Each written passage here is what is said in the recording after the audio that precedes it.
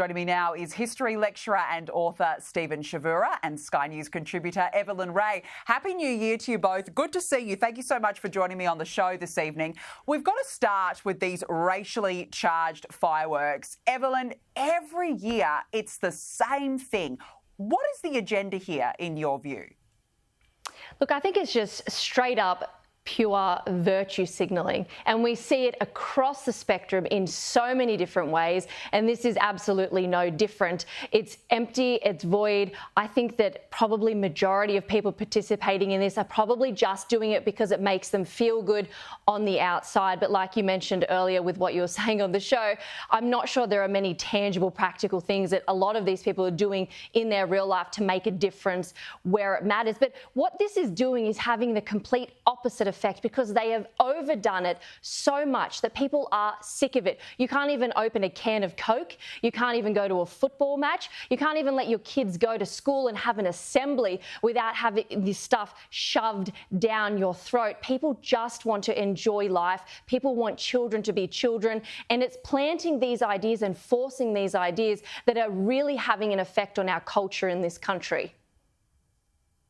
I completely agree. And then the other problem is I feel like we've become so used to it now that we just sit there, we politely listen to the welcome to countries, we sit there as the fireworks display, the carry on, and it's because nobody is pushing back. And I think it is really incumbent on corporations and organisations to say, no, enough is enough, Stephen.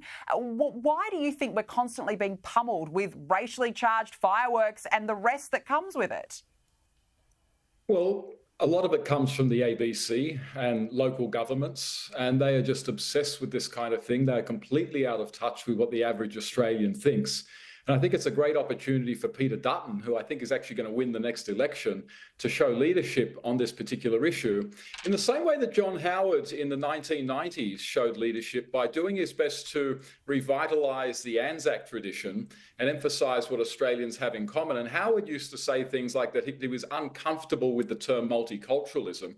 And Peter Dutton can do the same thing. He can re-emphasise, we are one people, we have one flag, and he can actually attack and discredit a lot of this divisive wokeism, which does nothing good for Australia and certainly does nothing good for Indigenous Australians. Now, he will fall foul of the mainstream media and the ABC and the academics, but Australians in general will love it.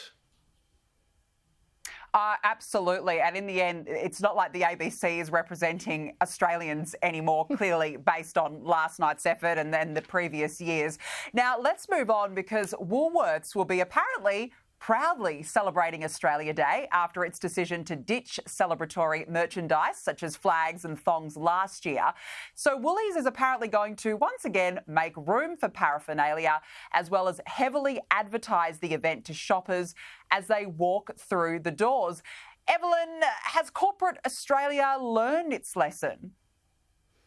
I'd love to be able to say, yes, I think that they have, but sadly, I really don't. I think that they listen to money more than they listen to anything else. And I think that we've seen this with the whole rainbow capitalism. It was once cool to, fly the rainbow flags, at any chance that you could get. We're seeing it now with climate things. We're seeing that it's cool for big corporations to say that they're going to start loading up their beef with all of these different products to lower methane emissions.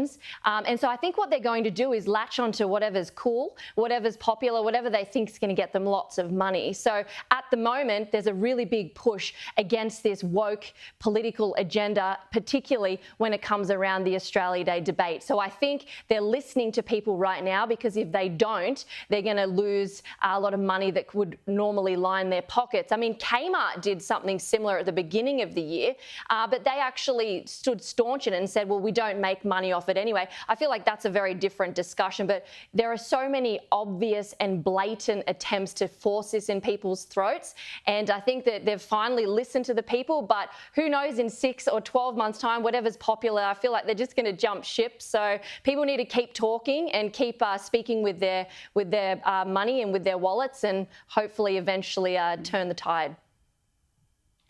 Look, I agree, and I do think it's all got to do with money because you remember Peter Dutton called for a boycott of Woolworths when this all happened last year, and I know a lot of people who still refuse to shop at Woolworths for this particular reason.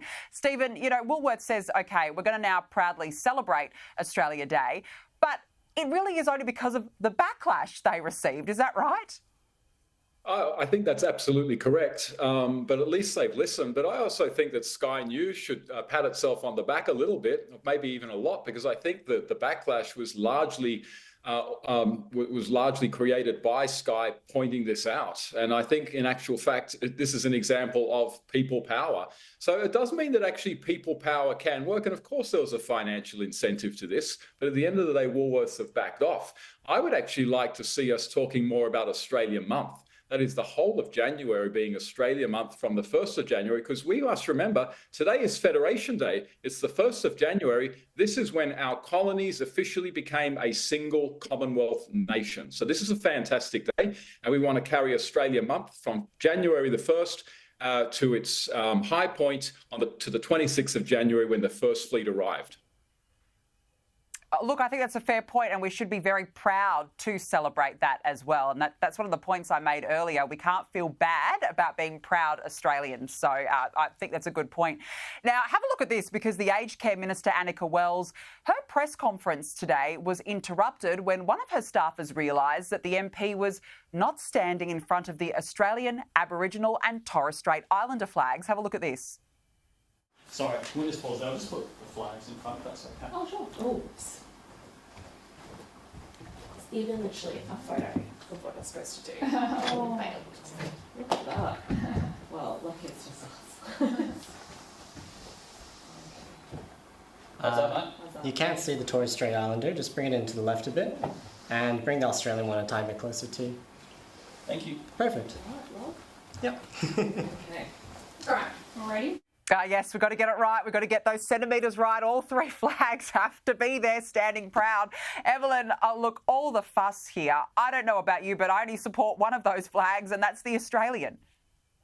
Absolutely. And we all should only support one flag, because that one flag represents all Australians. It's the flag where every single Australian citizen can stand under in unity without this division. I don't know about you, but I'm sick and tired of these small groups within Australia constantly warring against each other of who, you know, has the biggest social injustice. You know, one flag, one people, one nation. We all stand under it together. And what a beautiful thing. And I'll tell you what, I feel like somebody in that room is going to get sacked after that debacle. That was one of the most cringeworthy moments I've seen this year, and we've only started. So, goodness help us as the year progresses. Even just sitting watching this, I was cringing, Stephen, just sitting watching how they were fussing over these three flags. And this is a thing because they're so worried that they're going to offend somebody. Exactly. And now we've got two Indigenous flags. I mean, three flags for one nation. It just doesn't make any sense. It looks silly. Why isn't the Australian flag even in the middle?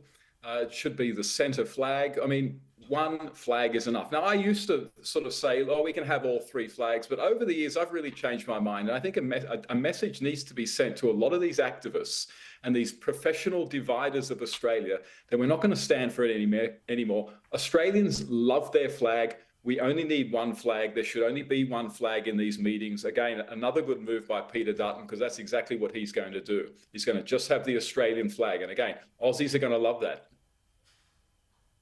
I absolutely agree. I think that Peter Dutton, good on him for taking a stand and just coming out so boldly, because that's what we need, some bold policies.